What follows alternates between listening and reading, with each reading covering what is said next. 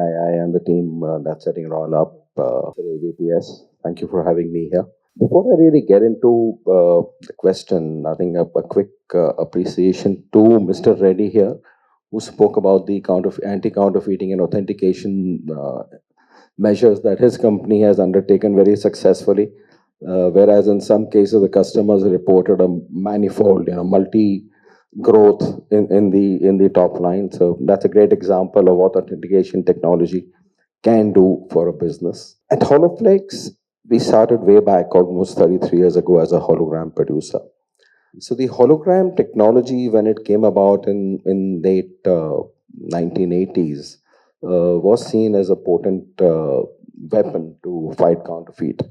But you know what? It's only recently that we've been talking about counterfeit incidents, particularly in the last 15, 20 years. Everybody's worried about the counterfeit and the harm it does. We all know the counterfeiter robs the consumer of the value that he's paying for.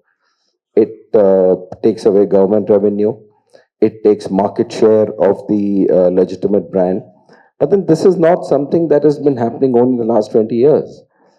The first actively reported incident of counterfeiting happened way back in 200 to 300 BC.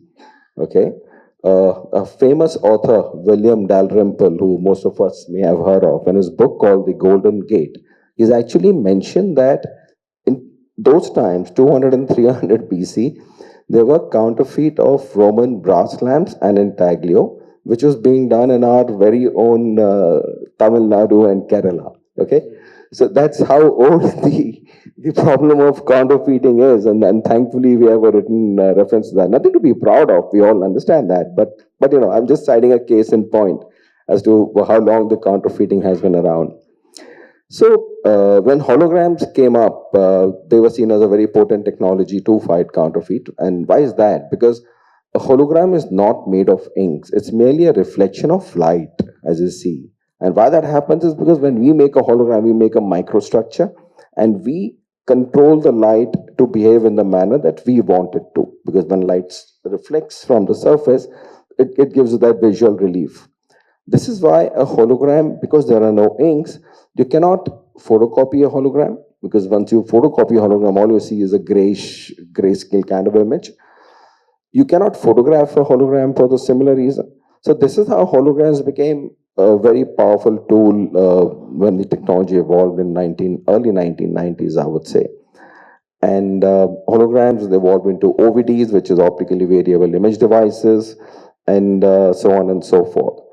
But the real growth of the holographic or the authentication technology came by virtue of the ability of this technology to merge itself with various other technologies. We talk about flexible packaging. We've all seen holographic flexible packaging. We talk about rigid packaging. We talk about plastic cards, banknotes, passports. You're able to integrate the hologram with just about any other material and make it truly, more secure, as I would say. So that's how the technology grew. When it came about, it was seen as something very magical. The color shifting, the multiple images visible from different angles and stuff like that. So yes, but over the years it has evolved into a different level altogether. It lends itself very easily to integration with other technologies. And we now also have, besides the hologram, we have secure designing. So there are security designing softwares in place, which you can use to create some very compelling, visually attractive designs and exactly the stuff that you want the visitor, the consumer to be attracted by when he is at a retail store. So you are able to then build up the glitz of the hologram, the visual appeal of the hologram, coupled with the security that the hologram offers and the integration with other technologies such as security printing, security ink, security design, tamper-evident seals. So a lot of work has happened in that direction. So all this is on a physical security front. Now we also have the digital security, which is now in place. We are all aware of several QR codes that one sees on medicines. Of course, the government of India has mandated that the top 300 brands in the country, pharmaceutical brands in the country, will have a QR code, which will help consumer for the traceability of the same. So the digital part of it, which includes barcodes, QR codes, you have RFID, NFCs, all these enable the digital aspect and more focus on the traceability of the package or where it came from. The hologram and the other technologies look at the authentication. So the two of them together is a phygital, as we call it, solution where you have a physical element in terms of the physical security features, and you have the digital element which is taken care of by the digital. I think Mr. Ranjan also made a reference earlier today, the special secretary. He was talking about the digital transformation that India can bring about, and we all know how Hyderabad is contributing a lot to that. So, that's quite a phenomenal development that's happening. A lot of such providers are there in India, which will help you craft a good digital solution, and you can back it up with a physical solution. And there you have a phygital solution, which is truly very, very potent.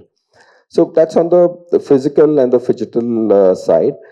And further down, the innovations in the industry are taking this to another level.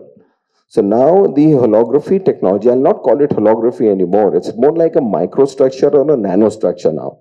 Because holograms were a microstructure, but now the technology is going towards nanostructures where some very special performance films are being designed on the basic principle of holography technology.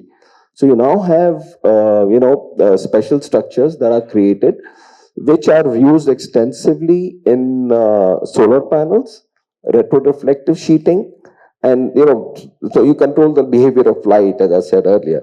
So this is now entering into a performance domain, which is not just authentication anymore.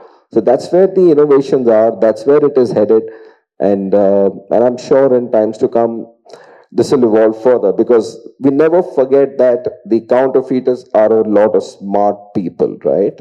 So you cannot underestimate them. We have to keep innovating all the time so as to stay relevant and help the brands that we work with. Thank you.